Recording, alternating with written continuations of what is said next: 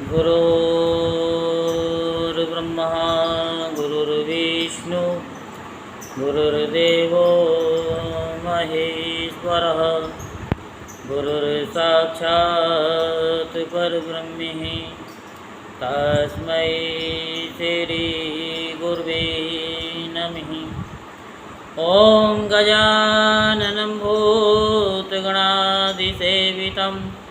कपितजम्बुफलचारुभक्षणम् उमासुतं शोकविनाशकारिकं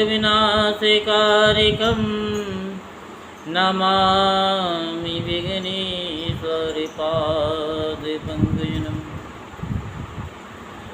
सच्चिदानन्दरूपाय विश्वोत्पत्त्यादिहेतवे तापत्रे विनाशाय श्रीकृष्णाय वयं नमः। बोल वृंदावन बिहारी लाल की जय, बोल बांके बिहारी लाल की जय। कल आपको श्रीमद् भागवत महापुराण में अक्रूर जी का श्री कृष्ण भगवान के पास पहुंचना, ये कथा विस्तार पूर्वक सुनाई। और श्री कृष्ण भगवान और बलराम जी ने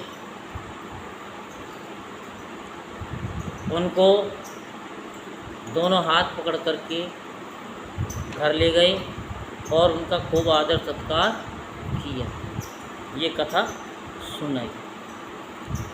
उसके बाद क्या होता है सो आप सभी ध्यानपूर्वक श्रवण करें। श्री सुखदेव जी कहते हैं कि भगवान श्री कृष्ण और बलराम जी ने अक्रूर जी का भली भांति सम्मान किया। वे आराम से पलंग पर बैठ गए। उन्होंने मार्ग में जो जो अभिलाषा की थी वे सब पूरी हो गई। परीक्षित लक्ष्मी जी के आश्रय स्थान भगवान श्री कृष्ण के प्रसन्न होने पर ऐसी कौन सी वस्तु है जो प्राप्त नहीं हो सकती। फिर भी भगवान के परम प्रेमी भक्तजन किसी भी वस्तु की कामना नहीं करते। देवकी नंदन भगवान श्री कृष्ण ने सायंकाल का भोजन करने के बाद अक्रूर जी के पास जाकर अपने स्वजन संबंधियों के साथ कंस के व्यवहार और उसके अगले कार्यक्रम के संबंध में पूछा। भगवान श्री कृष्ण ने कहा, चाचा जी आपका हृदय बड़ा शुद्ध है, आपको यात्रा में कोई कष्ट तो नहीं हुआ। स्वागत है, मैं आपकी मंगल कामना करता हूँ। मथुरा के हमारे आत्मी सुहृद कुटुंबी तथा अन्य संबंधी सब सकुशल और स्वस्थ है ना। हमारा नाम मात्र का मामा कंस तो हमारे कुल के लिए एक भयंकर व्याधि है। जब तक उसकी बढ़ती हो रही है तब तक हम अपने वंश वालों और उनके बाल बच्चों का कुशल मंगल क्या पूछें। चाचा जी हमारे लिए ये बड़े खेद की बात है कि मेरे ही कारण मेरे निरपराध और सदाचारी माता पिता को अनेकों प्रकार की यातनाएं झेलनी पड़ती या पड़ी हैं। तरह तरह के कष्ट उठाने पड़े और तो क्या कहूँ, मेरे ही कारण उन्हें हथकड़ी बेड़ी से जकड़कर जेल में डाल दिया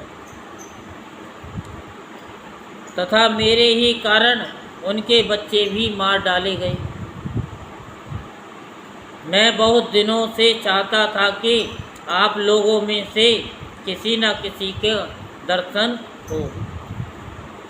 ये बड़े सौभाग्य की बात है कि आज मेरी वह अभिलाषा पूरी हो गई। सौम्य स्वभाव चाचा जी, अब आप कृपा करके ये बतलाइए कि आपका शुभागमन किस निमित्त से हुआ है, यानी आप यहाँ आए हैं किस कारण से आए हैं।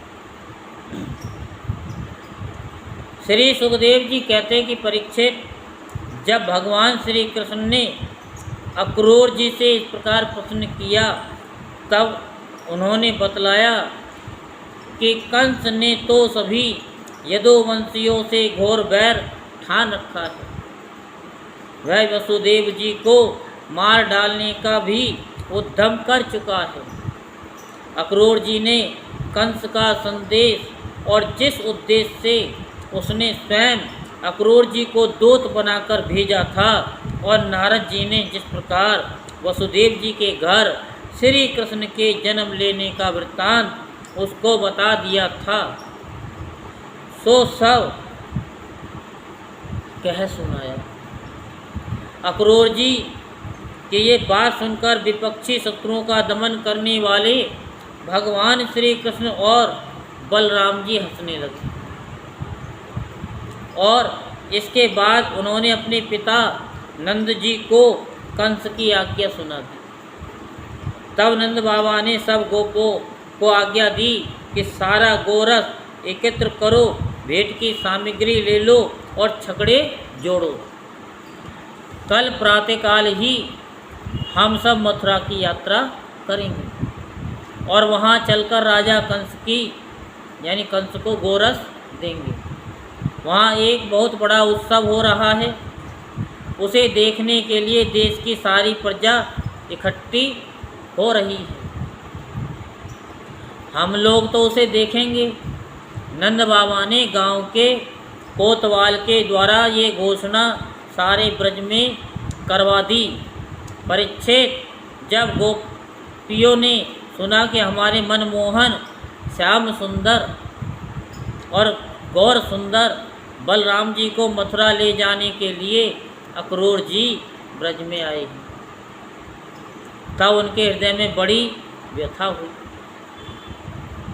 वे व्याकुल हो गई।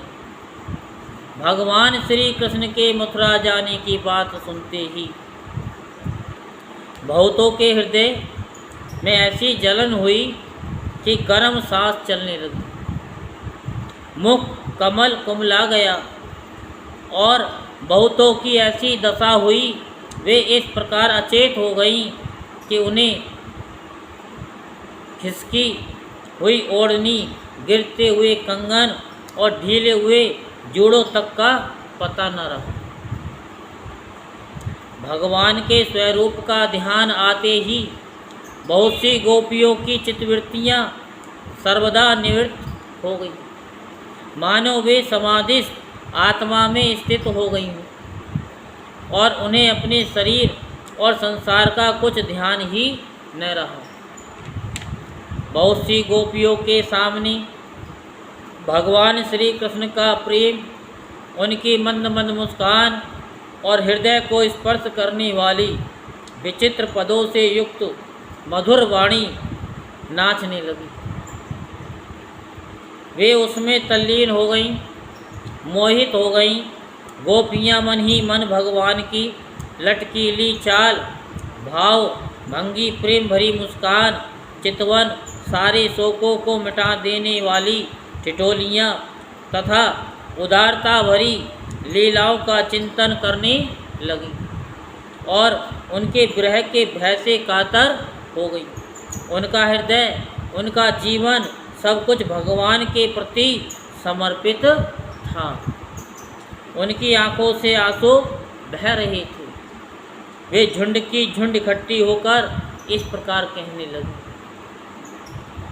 धन्य हो विधाता, तुम सब कुछ विधान तो करते ही हो, परंतु तुम्हारे हृदय में दया का लेश भी नहीं है। पहले तो तुम सौहार्द और प्रेम से जगत के प्राणियों को एक दूसरे के साथ जोड़ देते हो, उनसे आपस में एक कर देते हो, मिला देते हो, परंतु अभी उनकी आशा विलासाएं पूरी भी नहीं हो पाती। वे तृप्त भी नहीं हो पाते कि तुम उन्हें व्यर्थ ही अलग अलग कर देते हो। सच है, तुम्हारा ये खिलवाड़ बच्चों के खेल की तरह व्यर्थ ही है। ये कितने दुख की बात है। विधाता, तुमने पहले हमें प्रेम का वितरण करने वाले श्याम सुंदर का मुख कमल दिखलाया। कितना सुंदर है वह। काले काले घुंघराले बाल कपोलों पर झलक रहे हैं। मरकत मणि से चिकनी कपोल और तोते की चोंच सी सुंदर नासिका तथा अधरों पर मंद मंद मुस्कान की सुंदर रेखा जो सारे शोकों को तत्क्षण भगा देती है। विधाता, तुमने एक बार तो हमें वह परम सुंदर मुख कमल दिखलाया और अब उसे ही हमारी आंखों से ओझल कर रही हो। सचमुच तुम्हारी ये करतूत बहुत ही अनुचित है। हम जानती हैं इसमें अक्रूर का दोष नहीं है। ये तो साफ तुम्हारी क्रूरता है। वास्तव में तुम ही अक्रूर के नाम से यहाँ आए हो और अपनी ही दी हुई आंखें तुम हमसे मूर्ख की भांति छीन रहे हो। इनके द्वारा हम श्याम सुंदर के एक एक अंग में तुम्हारी सृष्टि का संपूर्ण सौंदर्य निहारती रहती हैं। विधाता, तुम्हें ऐसा नहीं करना चाहिए। नंद नंदन श्याम सुंदर को भी नए नए लोगों से नेह लगाने की चाट पड़ गई है। देखो तो सही, इनका सौहार्द, इनका प्रेम एक क्षण में ही कहाँ चला गया। हम तो अपने घर द्वार, स्वजन, संबंधी, पति पुत्र आदि को छोड़कर इनकी दासी बनी और इन्हीं के लिए आज हमारा हृदय शोकातुर हो रहा है। परंतु ये ऐसे हैं कि हमारी ओर देखते तक नहीं। आज की रात का प्रातःकाल मथुरा की स्त्रियों के लिए निश्चय ही बड़ा मंगलमय होगा। आज उनकी बहुत दिनों की अभिलाषाएं अवश्य ही पूरी हो जाएंगी जब हमारे ब्रजराज श्याम सुंदर अपनी तिरछी चितवन और मंद मंद मुस्कान से युक्त मुखारविंद का मादक मधु वितरण करते हुए मथुरापुरी में प्रवेश करेंगे। तब वे उसका पान करके धन्य धन्य हो जाएंगे। यद्यपि हमारे श्याम सुंदर धैर्यवान होने के साथ ही नंद बाबा आदि गुरुजनों की आज्ञा में रहते हैं, तथापि मथुरा की युवतियाँ अपने मधु के समान मधुर वचनों से इनका चित्त बरबस अपनी ओर खींच लेंगी और ये उनकी सलज्ज मुस्कान तथा विलासपूर्ण भाव भंगी से वहीं रम जाएंगी। फिर हम गंवार ग्वालिनों के पास ये लौटकर क्यों आने लगी। धन्य है आज हमारे श्याम सुंदर का दर्शन करके मथुरा के भोज, अंधक और वृष्णिवंशी यादवों के नेत्र अवश्य ही परमानंद का साक्षात्कार करेंगे। आज उनके यहाँ महान उत्सव होगा। साथ ही जो लोग यहाँ से मथुरा जाते हुए रमा रमण, गुण सागर, नट नागर, देवकी नंदन श्याम सुंदर का मार्ग में दर्शन करेंगे, वे भी निहाल हो जाएंगे।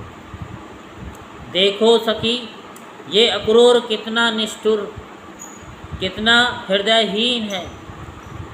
इधर तो हम गोपियाँ इतनी दुखित हो रही हैं।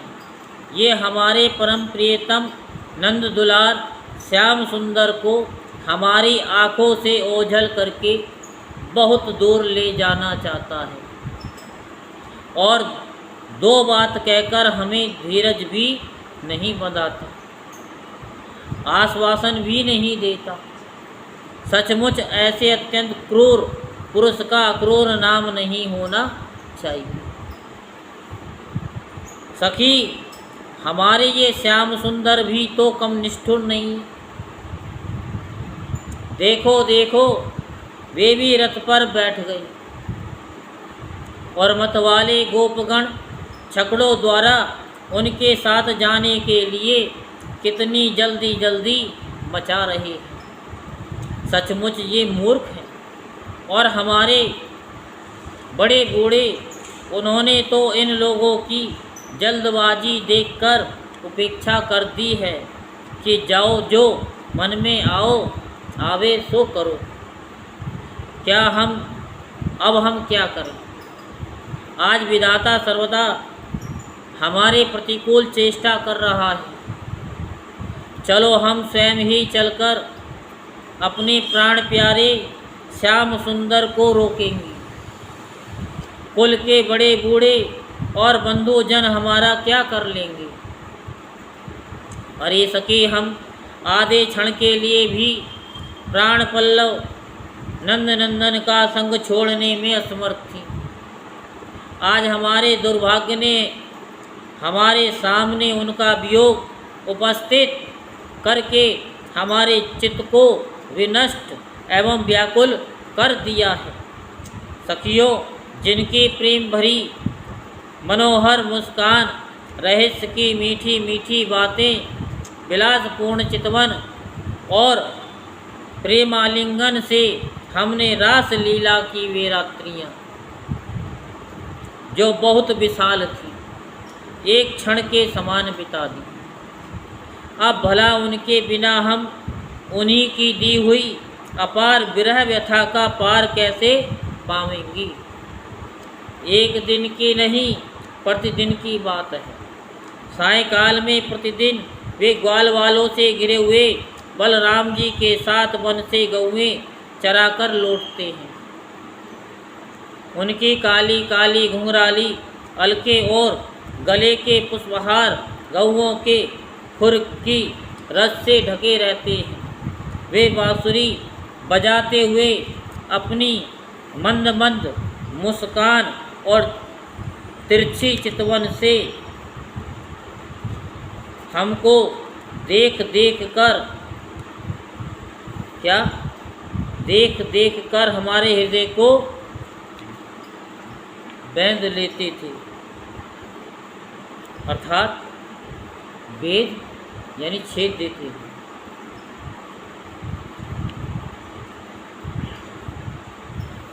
अब क्या है कि उनकी काली काली घुंघराली अलके और गले के पुष्पहार गौओं के खुर की रस से ढके रहते हैं। वे बांसुरी बजाते हुए अपनी मंद मंद मुस्कान और तिरछी चितवन से देख कर हमारे हृदय को बींद डालते हैं। उनके बिना भला हम कैसे जी सकेंगे? श्री सुखदेव जी कहते हैं, परीक्षित, गोपियाँ वाणी से तो इस प्रकार कह रही थीं, परंतु उनका एक एक मनोभाव भगवान श्री कृष्ण का स्पर्श उनका आलिंगन कर रहा था। वे विरह की संभावना से अत्यंत व्याकुल हो गईं और लाज छोड़कर हे गोविंद, हे दामोदर, हे माधव, इस प्रकार ऊंची आवाज़ से पुकार कर उच्च स्वर से रोने लगी। गोपियाँ इस प्रकार रो रही थीं, रोते रोते सारी रात बीत गई। सूर्य उदय हुआ। अक्रूर जी संध्या वंदन आदि नित्य कर्मों से निवृत्त होकर रथ पर सवार हुए और उसे हाँक ले चले। नंद बाबा आदि गोपों ने भी दूध, दही, मक्खन, घी आदि से भरे मटके और भेंट की बहुत सी सामग्रियाँ ले लीं तथा वे छकड़ों पर चढ़कर उनके पीछे पीछे चले। इसी समय अनुराग के रंग से रंगी हुई गोपियाँ अपने प्राण प्यारे श्री कृष्ण के पास गईं और उनकी चितवन मुस्कान आदि निरख कर कुछ सुखी हुई। अब वे अपने प्रियतम श्याम सुंदर से कुछ संदेश पाने की आकांक्षा से वहीं खड़ी हो गई। यदुवन शिरोमणि भगवान श्री कृष्ण ने देखा कि मेरे मथुरा जाने से गोपियों के हृदय में बड़ी जलन हो रही है, वे संतप्त हो रही हैं, तब उन्होंने दूत के द्वारा मैं आऊँगा यह प्रेम संदेश भेजकर उन्हें धीरज बंधाया। गोपियों को जब तक रथ की ध्वजा और पहियों से उड़ती हुई धूल दिखती रही, तब तक उनके शरीर चित्रलिखित से वहीं ज्यों के तो खड़े रहे,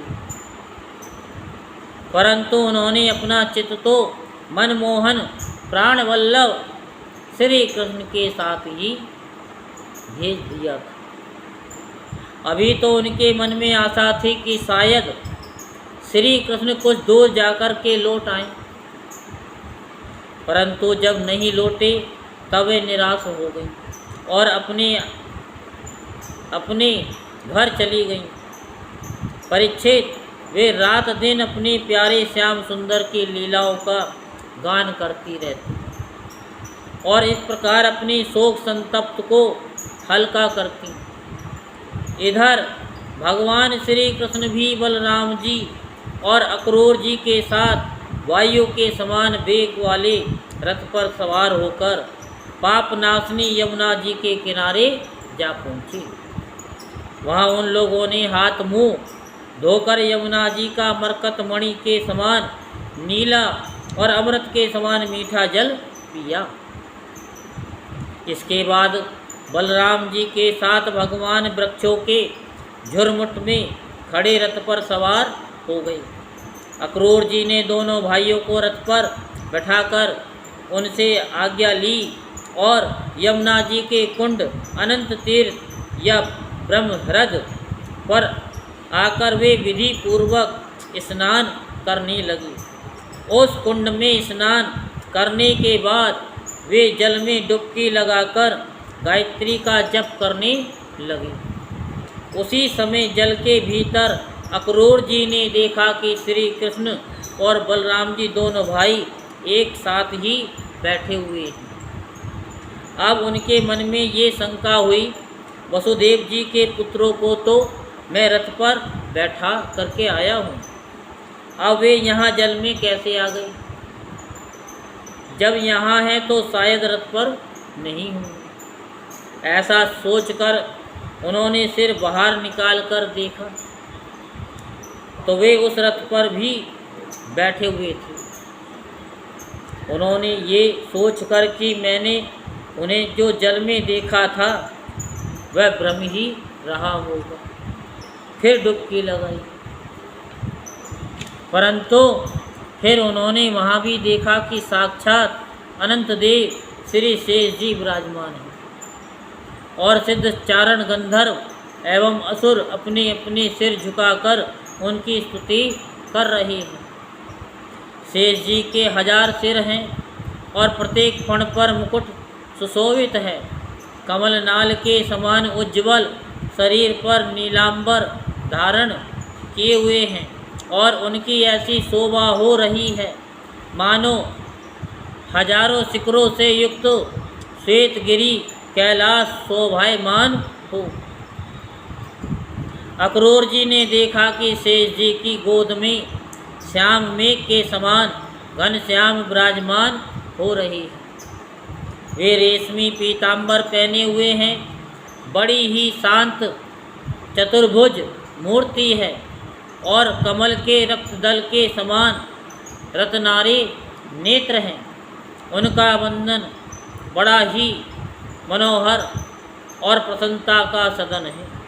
उनका मधुर हास्य और चारु चितवन चित्त को चुराए लेती है। मोहे सुंदर और नासिका तनिक ऊंची तथा बड़ी ही भूषण है। सुंदर कान कपोल और लाल लाल अधरों की छटा निराली ही है। बाहें घुटनों तक लंबी और हृष्ट पुष्ट है। कंधे ऊंचे और वक्त स्थल लक्ष्मी का आश्रय स्थान है। शंख के समान उतार चढ़ाव वाला सुडोल गला, गहरी नाभि और तिरवली युक्त उधर पीपल के पत्ते के समान शोभायमान है। स्थूल कटी प्रदेश और नितंब हाथी की सूंड के समान जांघे, सुंदर घुटने एवं पिंडलियां हैं। एड़ी के ऊपर की गांठें उभरी हुई हैं और लाल लाल नखों से दिव्य ज्योतिर्मय किरणें फैल रही हैं। चरण कमल की अंगुलियां और अंगूठे नई और कोमल पंखुड़ियों के समान सुशोभित है। अत्यंत बहुमूल्य मणियों से जड़ा हुआ मुकुट, बड़े और कड़े बाजूबंद कर धनी हार, नूपुर और कुंडलों से तथा यज्ञोपवीत से वह दिव्य मूर्ति अलंकृत हो रही है।